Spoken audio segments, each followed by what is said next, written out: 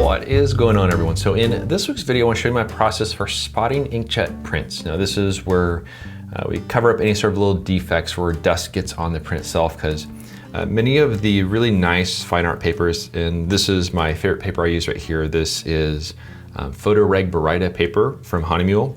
It has a cotton rag base, and you get these little fibers on the back of the paper.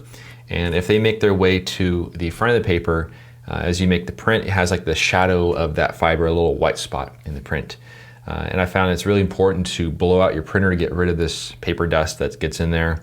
But there are some ways of dealing that if it ends up in the print. And if you do get it in print, it's certainly going to show up in a featureless area like a sky or something like that. It's not going to really show up in some of the areas that have a bit more detail. So this is a print from my 2019 box set. And there are a couple tiny little specks there.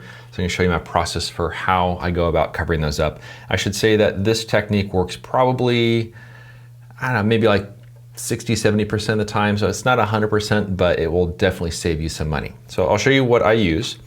First of all, I use a Pigma Micron pen. This is an 08 black ink. This is also the pen I use to sign the prints, so it's good to have it for multiple uses. This is a 000 brush, so very, very fine brush. I have a little dish here with just a tiny little bit of water, and I have some paper here.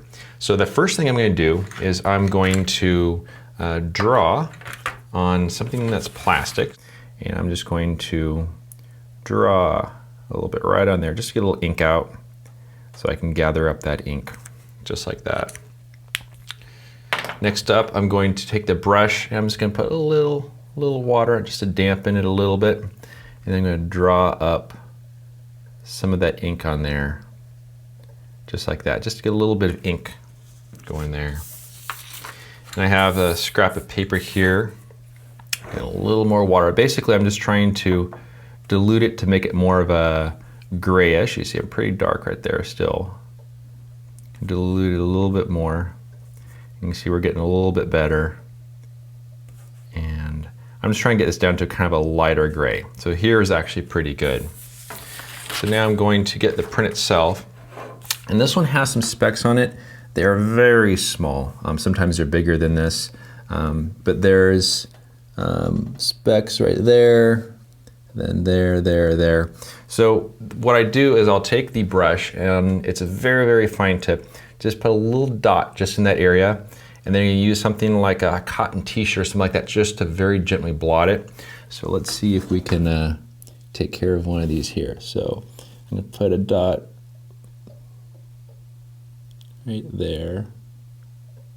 Just cover it up just a little bit like that.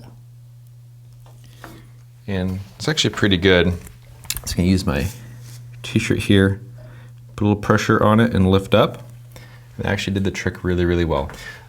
If you find that it's a little bit dark after doing that, you can very gently kind of blend it in, but you want to be careful not to disturb the print. But that's all there really is to it. That one actually turned out pretty much perfect. Sometimes you have to kind of go after a second bit, but I find that the ink from the Pigma pen, so it's a pigment ink, and then the fineness of the brush, dilute it down.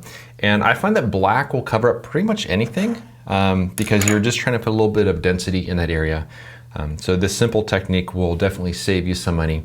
And the paper I'm using here has a luster finish to it.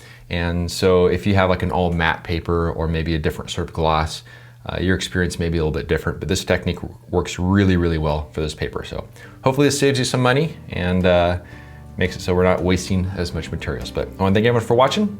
I'll see you around next week.